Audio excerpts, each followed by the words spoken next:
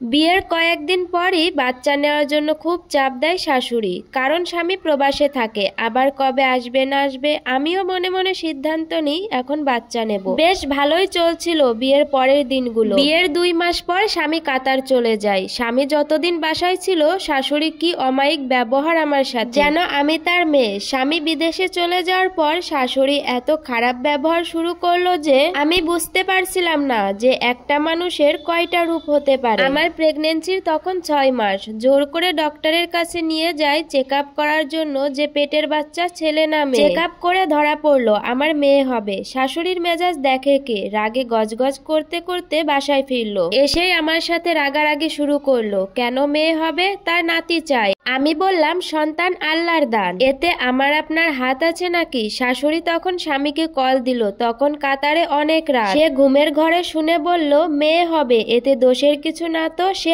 আমার সন্তান। প্রথম সন্তান মেয়ে হয়েছে, পরের সন্তান না হয় ছেলে হবে। শাশুড়ি তো অনেক রেগে গেল, এক প্রকার ধুমকি দিয়েই বলল এই বাচ্চা দুনিয়াতে কিভাবে আসে আমিও দেখে নেব। আমি আমার সন্তানকে নিয়ে কোনো রিস্ক নিতে চাইনি, তাই স্বামীর সাথে পরামর্শ করেই বাপের বাড়ি চলে যাওয়ার সিদ্ধান্ত নিই। তখন ব্যাগ গোছাচ্ছিলাম, শাশুড়ি এসে মিষ্টি সুরে বলল বাদ দাও বৌমা, তখন রাগের মাথায় কি বলেছি, নাতি নাতনি একটা হলেই হবে আমার। নিজের কানকে বিশ্বাস করতে পারছিলাম না, আমিও গলে গেলাম। এটাই আমার জীবনের কাল হয়ে দাঁড়ালো। তার 2 দিন পরই শরীর হঠাৎ করে খারাপ হয়ে গেল আমার। ঘুমালে স্বপ্নে দেখতাম কারা যেন আমাকে মেরে ফেলতে চাইছে। চোখ খুলেও বুঝতে পারতাম কিছু একটা আমার চারিপাশে ঘটছে। অদৃশ্য কিছু আমার পেটে হাত দিত, জোরে চেপে ধরতো। আমি ব্যথায় চিৎকার করতাম। কাউকে তো দেখা যেত না, তাই কেউ আমার কথায় বিশ্বাস করতো না। এক প্রকার জোর করেই বাপের বাড়ি চলে আসি। তখন 7 মাস চলছে। বাপের বাড়িতেও কেউ আমাকে অদৃশ্যভাবে নাক মুখ চেপে ধরতো, দম বন্ধ হয়ে আসতো।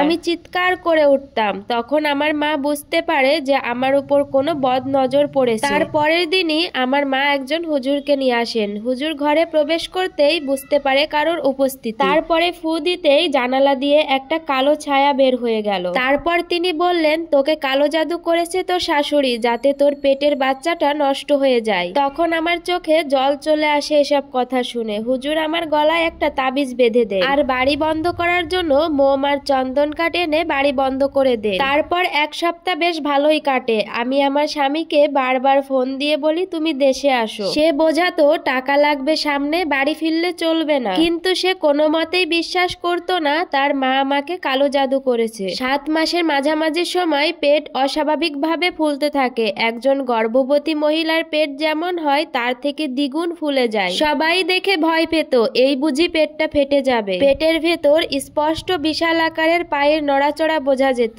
এত কষ্ট হতো, কিন্তু যতবারই ডাক্তারের কাছে যাওয়ার নাম করি ততবারই কোনো না কোনো বাধা আসতো। এই স্টোরিটা একটা আপুর জীবন থেকে নেওয়া। এটা স্টোরির প্রথম পার্ট। সম্পূর্ণ দিতে গেলে স্টোরিটা অনেক বড় হয়ে যেত। দ্বিতীয় পার্টে আপনারা জানতে পারবেন একটা শাশুড়ির কতটা ভয়ঙ্কর রূপ হতে পারে।